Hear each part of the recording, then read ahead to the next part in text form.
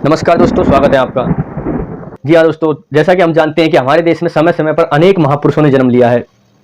उन्हें हम समय समय से पर याद भी करते हैं, लेकिन क्या हम ये जानते हैं कि जो हम याद कर रहे हैं, क्या वो यही चाहते थे कि हम उन्हें इसी रूप में याद करें? क्या हम उन्हें सही याद करते हैं? क्या हम उन्हें समयानुसार याद करते हैं? इसी चीज़ को ध्यान में रखते हुए आज मैं आपके सामने एक ऐसे ही महापुरुष के बारे में विचार रखने जा रहा हूँ, जिनका नाम है शहीद आजम भगत सिंह। जी हाँ दोस्तों, भगत सिंह को शहीद आजम के नाम से जाना जाता है। तो दोस्तों, सबके अलग अलग विचार थे आज़ादी के बारे में भी। तो भगत सिंह, जैसा कि हम सब जानते हैं कि वो गरम दल के नेता थे। उनका मानना था कि हमें आज़ादी सिर्फ और सिर्फ अपने बल पर मिल सकती है, और ऐसा ही हुआ दोस्तों कि हमें अपने बल पर आज़ादी मिली। भगत सिंह नहीं रहे आज़ादी मिली, लेकिन फिर भी हमें अपने बल पर ही आज़ादी मिली थी। तो दोस्तों, सबका एक नज़रिया होता है, लेकिन सबका एक सामाजिक नज़रिया भी होता है, और हम उसे उस रूप में नहीं देखते हैं जिस रूप में वो चाहते थे। जैसा कि हम जानते हैं कि भगत सिंह को हम अनेक बार मूर्ति लगा के पूजा करते हुए मिलते हैं, कभी क्या करते हैं, कभी क्या करते हैं। तो ऐसा गलत है कि उन्होंने अपने आप को नास्तिक कहा था। ये बातें आप जानते भी हैं, और भगत सिंह नास्तिक थे, इस बात को बहुत लोग आज भी जानते हुए भी अनजान करते हैं।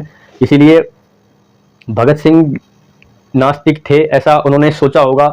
और भगत सिंह नास्तिक क्यों थे, इस बारे में मैंने विचार करके एक कविता में अपने विचारों को संजोया है। तो उसके माध्यम से मैं आपको सुनाना चाह रहा हूँ कि भगत सिंह ने उस समय भगवान से विश्वास उठने के क्या कारण थे। भगत सिंह का भगवान से विश्वास क्यों उठ गया, तो उसके क्या कारण रहे। तात्कालिक परिस्थिति के अनुसार उन्होंने ऐसा क्यों सोचा कि भगवान कहीं है नहीं है और मैं उन पर विश्वास नहीं करूं। तो इसी कारण से मैंने आपके सामने अपने विचारों को एक कविता के माध्यम से रखा है। क्यों विश्वास करूं तेरा कहाँ काम आया है, आजाद ही क्यों विश्वास करूं तेरा कहाँ काम आया है, बचाता क्यों नहीं आजादी जब तूने हमें आजाद बनाया है। बचाता क्यों नहीं आजादी जब तूने हमें आजाद बनाया है। अर्थात कि भगत सिंह सवाल कर रहे हैं। मैंने इस कविता का शीर्षक दिया है भगत सिंह नास्तिक क्यों। ईश्वर से सवाल, भगत सिंह का ईश्वर से सवाल था। क्या सवाल था कि क्यों विश्वास करूं तेरा कहाँ काम आया है, बचाता क्यों नहीं आजादी जब तूने हमें आजाद बनाया है। ये तो दोस्तों एक टाइटल लाइन थी। अब इसका आगे मैं आपको स्वरूप बताता हूँ।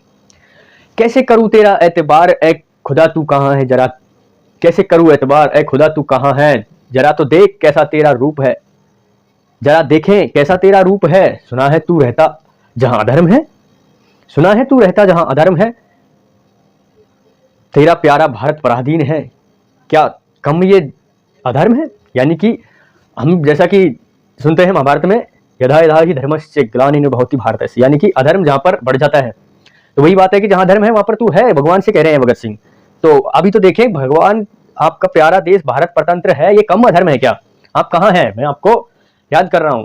तो मर रहे हैं पराधीन तेरे प्यारे, क्या बचा नहीं तुझ में जरा सा मर्म है।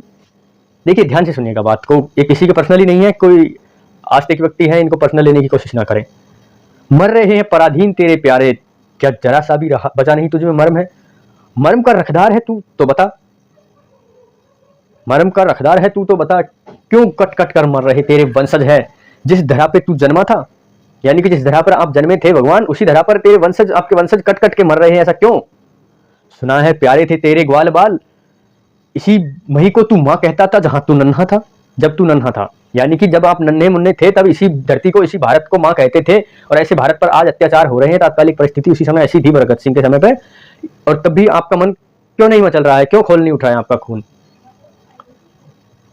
मन तो इसी देश को तेरा अपना कहता था आजन्म। यानी कि आजन्म आपका मन इसी देश को अपना कहता था, यानी आजन्म आप यहीं तो थे जब आपने इंसान रूप लिया होगा। कुछ कहते हैं लोग कि भगवान इंसान रूप में आए थे, तो उसी रूप में वो जवाब दे रहे हैं। यानी कि वो भगवान से सवाल कर रहे हैं कि आप अगर ईश्वर हैं और आप इंसान जन्म में आए थे, तो इसी देश को तो आपने देश कहा होगा। रब, खुदा, भगवान और यीशु में गॉड किस नाम से पुकारे, क्या कहे तुझे हम। यानी कि हम तुझे किस रूप में पुकारे। जो भी हो तू आ मेरे सामने, जो भी हो तू आ मेरे सामने, कुछ बातें करनी है। यानी कि आप आओ, आपसे कुछ बातें करनी है। बता क्या सच है तेरे बारे में, जो फरमाया है। बचाता क्यों नहीं आजादी जब तूने हमें आजाद बनाया है। यहाँ एक कड़ी समाप्त हो जाती है। तो दोस्तों, यहाँ पर भगत सिंह एक साधारण रूप में, नास्तिक के रूप में भगवान से सवाल कर रहे हैं। अगर आप ईश्वर से जन्मे हो, ईश्वर के रूप में हमारे देश में, तो आप सिर्फ इतना बताओ कि आप जब ईश्वर के रूप में, इंसान के रूप में यहाँ जन्मे थे, तब आपका देश तो यही रहा होगा। और इस नाते मैं आपसे सवाल ये कर रहा हूँ कि आपका देश पराधीन है, आपके देश में लोग कट कट के मर रहे हैं आजादी के नाम पर, फिर भी आपका खून क्यों नहीं खौल उठ रहा है?